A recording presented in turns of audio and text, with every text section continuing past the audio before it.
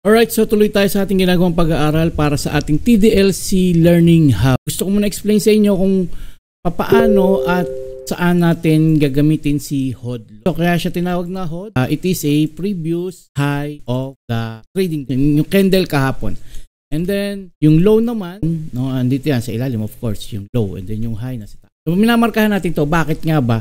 Dahil sa trading, especially dito sa gold, napaka-importante ng mga significant level na ito.